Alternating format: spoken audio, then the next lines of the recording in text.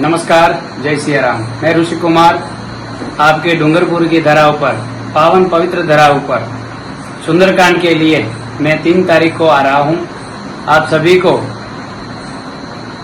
हमारी ओर से और जिसने भी आयोजक किया है, ऐसे कृष्ण गणेश युवक मंडल, प्रताप सर्कल, डूंगरपुर रोड, वहां पर सुंदर भव्य आयोजन सुंदरकांड का है।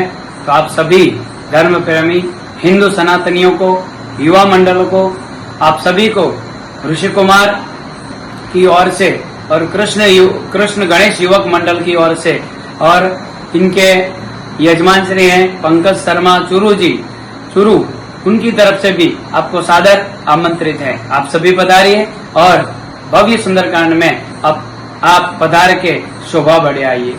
जय सिया राम, जय हिंद, जय भारत, जय सनातन, जय जय श्री राम। गणपति बाप्पा मोरिया।